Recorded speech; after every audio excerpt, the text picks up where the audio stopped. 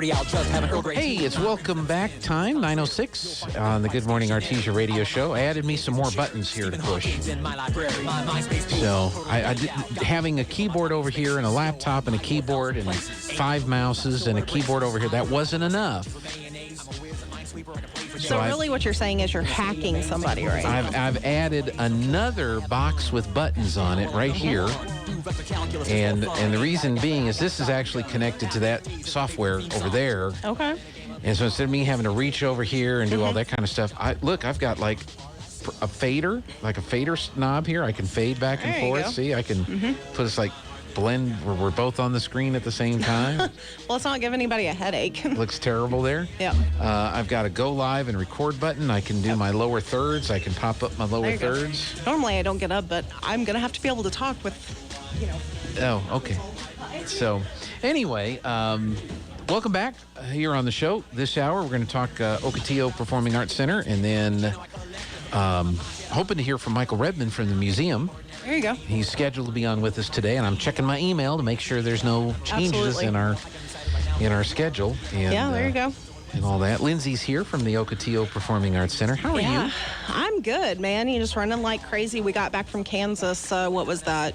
Tuesday evening, about 8 o'clock. We had one day, and now as soon as I'm done here, I'm heading to Texas to go see my side of the family. Well, good for you. And my husband's staying home so he can kind of relax and get ready for jumping right back into, like 12-hour days. Well, we're working on a competition.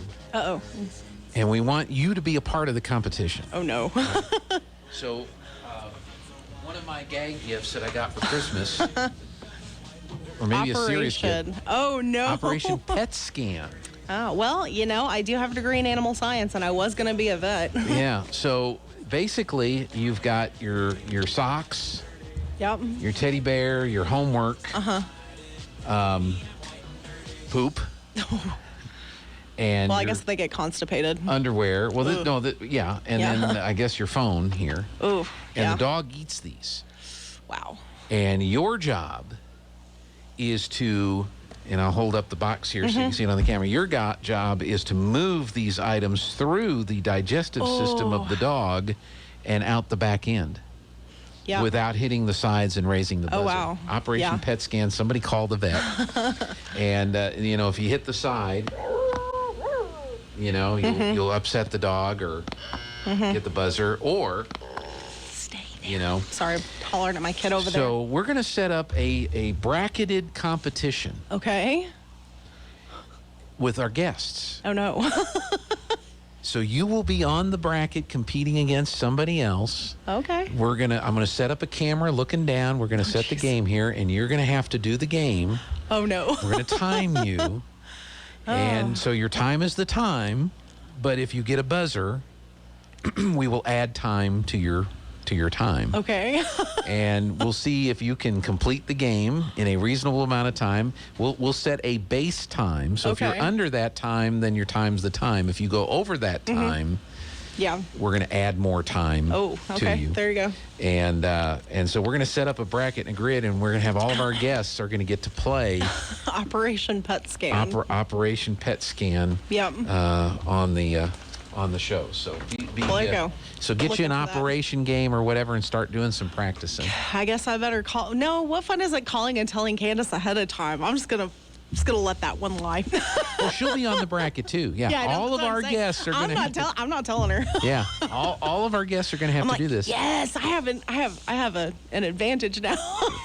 So you're good at games like that. Actually, I don't know. It's been a really long time since I've played actual operation, but I don't know. It just kind of depends on the day. I'm kind of a klutz, but I work with wires and stuff like that when I do like my wire working, and that requires a little bit of finesse. But knowing my luck, I'd be hitting every side on the way out. Now Aaron has agreed that he'll come down because he's normally on the Zoom, but he's agreed he will come down to do his competition, and then we're going to ask Carol. The fun, Linda Stevens, I bet she refuses, but I hope not. I want her to do that. Yeah. What's going to be fun is our political folks. Oh, that would be pretty funny. Because you see County Commissioner John Henry Well, there you go. On video, on radio. Trying to remove items from a dog's back in. Yeah. from them intestines. The mayor. We're going to ask the mayor to do this. Well, there you go. And I just think it will be a whole lot. And I'm going to do it. I'm going to. I'm not going to make everybody else do it, and me not embarrass myself by doing that. So we're going to have some fun. So you're ready to do this? I mean, not right now, but I mean, sure. Okay. Why not? Excellent. I mean, how much practice do I need? I'm going to be like buying the game. I'm like, practicing beforehand. No, I don't know. I'd have to find it first. If you can find it, yeah. No, Lana found it and bought it, so I have a copy right here. Well, I mean, at least they, came up with a really funny sort of, a pet scan. I guess if it were a cat, it would have to be cat scan. The cat edition is cat scan. Yep. If you drop it, because it's on a little magnet. So if you drop it, you get the buzzer, but you got to guide the object through his belly and out his tail end. Oy. This dog ate your homework slippers and more. Yeah. Doggoscope contains magnets, so there's some warnings on there for all that. So now that we're not talking about the pet scan thing here, getting serious for just a minute, tell us a little bit about what we can expect at the Ocotillo in January. We first of all will have our first artist of the month, which is Linda Powers Ray. She's from Ruidoso, but I believe she's kind of lived in and around the area before, and she's an author of a book called Expect a Miracle, God Keeps His Promises, but she also does these really awesome blue, kind of very calm, kind of mellow paintings. And I think the biggest example we have is one where she did a 3-panel of an owl. She did one of a wolf that's really nice. And so I think she said she's bringing us 30 pieces. Oh my goodness. So, and I do believe she's selling, and she'll have prints and stuff. So if you're interested in art, come see Linda Ray's stuff. She will be on the radio next week on the 6th. Mm-hmm. And so you'll get to ask her questions, and we will be doing her artist reception before the Outrageous concert, which is great because I can tie right into the Outrageous concert. Okay. That's coming the 21st. And so if you guys remember Outrageous, they've been one of our more popular groups. They're the folks that they sing, they dance, and hey, they throw art up onto, do these massive art pieces that are absolutely gorgeous. I've seen everything from Frank Sinatra to Prince to an American Eagle to, I think, the Statue of Liberty. They do a little bit of everything. And they almost do it in relief or the negative space instead of the colors. In fact, I had actually purchased one that had Wonder Woman on it, and I sent it to my friend Whitney in Florida because she does a lot of professional level cosplay, but she does it nonprofit style. She'll go to different places and visit kids and do things like that. And she dresses as a lot of Disney characters, but she also dresses as Wonder Woman. She even took it so far, she has a horse, I think it's a standard bred, and she took it so far that she actually had tack made for her horse that is Wonder Woman specific. So wow. Yeah, she really gets into it. Okay. But yeah. What does she think of the movies? I honestly don't know. I'd have to ask her. But I liked Gal Gadot. I thought she was kind of fun. But I don't know. I'd have to ask Whitney what she thinks. Because there were two of the movies, mm-hmm. And then there was also another movie that came out a few years ago. I never saw that movie, but mm-hmm. It was about the creator of the character and the TV series, mm-hmm. and that looked like an art house, like the guy that created the character was weird. Probably. And so this delved into the weird background of this guy that mm-hmm. created the Wonder Woman mm-hmm. character. I think probably quite a few folks in art. I say that, not everybody is, but I think everybody, if you're an artist, you kind of got your quirks. Sometimes it's adorable and charming, and sometimes it's whoa, what? I mean, hey, look at the king of pop art himself, Andy Warhol. I mean, he was the very definition of odd duck. That's true. So. And the only reason I know is because I had to do I think I forgot half of it. I just remember how weird it was. Yeah. I had to do a report on him in high school, so. There you go. Yeah. So, but going back to the Outrageous, they might do Wonder Woman. They might do Yeah, you Statue of never Liberty. know. Yeah, you you never just know. don't know. Mhm. Is it Pretty audience much. participation? And not that the artist comes up and slings the paint, but is the audience involved in coming up with what is painted, or is that pretty well decided before? I think it's usually pretty well decided. Now, as far as audience participation, I do know that they do like outreach with kids, so kids actually can come see their show, and I guess they answer questions and stuff. It's been a while. I don't think I made it to the last time they were here. Oh, wait, no. It's because they got canceled because of COVID. Yeah. But the time before, I had gone and watched them do the painting and stuff, and it was really interesting. So. Okay. Now, so tickets are available now? Yes, they should be. You can get them on our website. On the website, Yep, not on the ArtesiaArtsCouncil.com. Facebook page. Not yet, but we will link it and post it. Okay, so So. I'm just going to pull that up. Artesia Arts Council. Arts Council. Well, how come it, okay. Yeah, the internet's being weird today. Yeah. Arts Council, Inc., nonprofit organization. Let's see if this is it. Artesia Arts Council homepage, bringing the arts to our community. And there's a picture of a cabin in, like, The desert. The desert thing. Yeah. That's it? Okay. Yeah, that should be it. Mhm. So I found the right page. Yep, And that's then it. if I scroll down, do you want to be a volunteer? Take a tour of the gallery. Yeah, and there's a few different pages or photos Upcoming from our events. Here we go. There you go. And it looks like they're all events that have happened. Oh no. And The Glenn Miller Orchestra. There you go, Glenn Miller. And it may be that we don't have it. We did book Glenn Miller. We booked like ages ago, and we just confirmed Outrageous. Okay. So it may be that we haven't had a chance to get it up on the website, but it will be up on the website as soon as we get a. But the Glenn chance. Miller is up there now. Yep. And that's on February 15th. Yes, there you go. If you need a Valentine's date, who doesn't like big band music? And you can buy I your love it. tickets. You can book and buy your tickets on the website right now Yep. for Glenn Miller. Okay, so Glenn Miller's up there, but not Outrageous Not just just yet. yet. Yeah. But Outrageous will be coming up here pretty. And quick. usually we have them in May, but it just worked out a little better for them to be here in January, which is great because like we didn't really have a whole lot planned for January. And so you've got the artist in residence. And We've you said got- there's a reception. Is she going to have a reception? yes, she'll have a reception before the Outrageous show on the 21st. On the which is when 21st. which is when the show is. So, Okay. yeah. So And if you have any questions, please feel free to message us on Facebook. Generally, you can. Both Candace and I are going to be out of pocket for the next few days. So, but Yeah. yeah, I will definitely be back in the building on the 2nd. So, I mean, hey, if you want to pop in, give us a call and say, hey, Lindsay, I want tickets to Outrageous, you definitely should go because it's a really great show. Sunday, you'll be there Sunday? Monday, That would be the 3rd. the 3rd. My bad. My bad. That's okay. Apparently, I'm going to have one of those days. Well, I started out with one of those days already, so. I have no idea what my kid's doing out there. I don't know if he's doing the potty dance or what's going on. He pulled his little cord out. I plugged in the cord to a little outlet so he could play on his okay. on his tablet. He was like, Mom. I'm like, I can't. I'm on the radio. And yet here I am talking about it. So there you Yeah, go. well, that's good. Yep. No, Well, but I think so we'll what else have is going on? Anything else coming up that we can talk about yet? I know based on the reaction that you had to the Art in the Park this past year, that's going to be back and bigger out at JC Park. Yeah, I think so.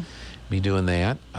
Yep, we've already had a few people re-up for this next year, which is great because we love having our artists back in. So if you guys have any ideas for vendors you would like to see or art installations or shows, just let us know and we'll see if we can get that going. And then the Artist in Residence program, that continues on in the new year, as we mentioned, the one you have Yep. for January. So have you already started lining up for the rest of the year, or are you open to We are- suggestions if people want to say, Yes, hey, we are open to suggestions. Tentatively, we are booked all the way through September. Okay. Well, that's There are a cool. couple of months that haven't been 100% solidified yet, but it's just a matter of, follow-up and stuff like that. But Yeah. we'll have the Dave Bonneau photography contest coming up in April. Normally we do it in March, but we had an artist lined up for that time, so we are definitely going to have that in April. And Kelly Magnuson will be judging that for us, and then she'll come in, I believe, and be our artist of the month, like the little set after, because we do it in 2-month spans because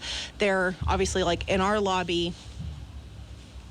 their month, and then they go down to the 510 building. Okay. To exhibit down there. Well, good. So yeah. So you got Outrageous on January 21st. and then Glenn Miller is coming on Tuesday, February 15th, and I know that's real popular, the Glenn Miller Orchestra. Oh, absolutely. So, tickets are $45 for the Glenn Miller Orchestra. Are you still? What's the COVID protocols that you're having to do? I know it's a small theater to begin with. Is that kind of limiting factors to how many folks you can get in there? As far as I know, it's been a while since I've seen the governor put out anything about like, well, you can only have this committee or so much capacity in the theater for this. As far as I know, so far, we try to leave it up to the patrons coming in, because, I mean, what are we going to do, like force masks onto them? And so we try to encourage, hey, we have, hand sanitizer, go wash your hands. We do have a bathroom with plenty of soap and water and stuff. I just didn't know if it was limiting your seating capacity. I am not like if you want to go to sure. see Glenn Miller and it's already a 200-seat theater, but because of the COVID protocol, it's only going to be this many seats. So if you want to go, you better get your tickets now. That's all. That's what I'm asking. That would be probably a question for Candace. And now I'm like, I think we got to go look this up to see what venue. I'm just trying to encourage people to buy their tickets. That's all I'm trying to do. I'm just saying, look, it's a small house to begin with. COVID. So get your tickets now for the Glenn Miller Orchestra when they come on Tuesday the 15th. So no, I'm just asking. No. Well, you're allowed to ask. I'm trying to encourage questions. people to buy tickets. Is what I'm trying to do. No, absolutely. We're trying to help you out here. Yes, come get your tickets, definitely. I'm not entirely sure what the capacity is right now, especially with the Omicron coming up. But as far as I know, because I know we had quite a few people in for the Elf movie event. Yeah. So as far as I know, we're not limiting it right now, but that doesn't mean we won't have to, in the near future, if Omicron keeps blowing up the way it is. But it doesn't even seem like it's as serious as Delta and Alpha. I don't know, whatever they're calling nowadays. And let's be very clear, folks. Neither one of us, unless I don't know this, neither one of us are doctors. So don't take our conversation as medical advice. Absolutely do not. But from what I'm glad you caught that, because I would have been like, do. From what I'm reading and what I'm seeing and what I'm hearing is that it does appear, for the most part, that the symptoms of the Omicron variant are mild when compared to the other variants. And a lot of people. I did actually read an article. I'm sorry, I talked right over the top of you. I did actually read an article, and I don't even remember what website it was on. And I know you got to be careful. I think it was more of an opinion piece, really. Hopefully based on facts. And I didn't read through the whole thing. I will admit, I just kind of browsed. But they were talking about if Omicron is a sign that eventually they're going to declare COVID endemic, the flu, it's just part of our normal. I was like, and in my head, I'm like, it's going to be a pandemic until, the government decides it's no longer useful to them or profitable. I don't know. Maybe I'm wrong. I have no idea. At this point, I'm just going to sit on the fence with my popcorn, proverbial popcorn, and just keep eating my popcorn until all of this subsides. That is not an uncommon opinion. Yeah. But apparently it becomes endemic, and they just sort of throw it into the roster of diseases that we just have once there's no longer massive spikes like we've seen throughout the past 2 years or whatever. Holy smokes, it's been 2 years. Yep. Yeah, it'll be 2 years in March and April. Yeah, which, I mean, obviously, I'm not the one to decide that. I'm not a doctor, but I thought it was it had some interesting, the pieces I did, actually retain and, read through. Yeah. I thought that was kind of interesting that they're already starting to bring up when it becomes endemic. And I'm going to remain very cautiously hopeful that happens. Well, there's a gentleman I watch on the YouTubes, Dr. John Campbell. Yeah. And a lot of people watch Dr. Campbell on the YouTubes. What he's observing, what he's keeping a close eye on is South Africa and Australia. Yeah. Because in those two countries, they basically have said it's now an endemic. Oh, awesome. We're not mandating testing. We're not mandating any of this stuff. If you feel sick, go to the doctor, get tested, get treated. Yeah. But we're not doing any of that anymore. The difference that he wants to see is South Africa's immunity to COVID is primarily from natural immunity, exposure and immunity that way. Yeah. Very low vaccination rates in South Africa. I'll be danged. Australia, very high vaccination rates. Their immunity is primarily vaccine-driven. Oh, that's really interesting. So you've got people in South Africa that have, in essence, herd immunity, natural immunity, and you have people in Australia that have vaccine-induced immunity. Yeah. So they both have these immunity levels, and they both have said, based on what we've seen from Omicron, it's endemic, like you said. So that's going to be the interesting thing to observe, is to see if there is a difference in how a highly vaccinated population deals with Omicron versus somebody a with like natural immunity population does. But they're both vaccinated populations. I swear they could not keep it straight about like, oh, could we achieve herd immunity? Oh, we can through vaccination. I'm like, that's not really how that works, y'all. No. Granted, I'm also thinking from, like I said, I have a degree in animal science. I'm thinking from actual herd immunity, like cows and stuff like that. Yeah, and ivermectin. And oh my gosh. Don't get me started on ivermectin. Now, to be fair, and I can't believe I'm admitting this on the, radio. You don't have to if you don't. I do not recommend it because generally speaking, most people would not know how to do it, I guess, in a way that they wouldn't get sick. My dad does it. But he's kind of the exception to the stupidity rule in that. I'm assuming what you're talking about now, if a doctor, your doctor, writes a script for human ivermectin, and you take it to a pharmacist who fills the prescription with the human dosed ivermectin, that's one thing. Yeah. But if Grandpa goes out to the shed and grabs a bottle, which my dad did, and starts to mix it, that's where you got to be really careful, because that's where because there have been admissions into hospitals from people that have overdosed on the animal form of the ivermectin. Now, my dad doesn't, I'm not going to start getting into doses and stuff because I don't want people to be like, oh, that girl on the radio said her dad takes this much ivermectin. He really does not. We're not going to say that. What we're saying is if your doctor says, yes, that's what you should do. You should get some ivermectin. Here's a prescription. Take it to the pharmacy and have the pharmacist fill this prescription for you. That's one thing. My only point was, I feel like my dad, he's 70 years old and he's been in, like, he grew up on a farm and stuff like that. We all know people like that. Exactly. We all know people like that. Exactly. That does not mean everybody else should do it. Well, because like even, so I had horses growing up and what I was used the to movie? give them. Do you remember the movie, My Big Fat Greek Wedding? Yes. So the Windex. You get a little scratch and out comes a bottle of Windex. So all of those like grandma-y kind of like voodoo kind of things.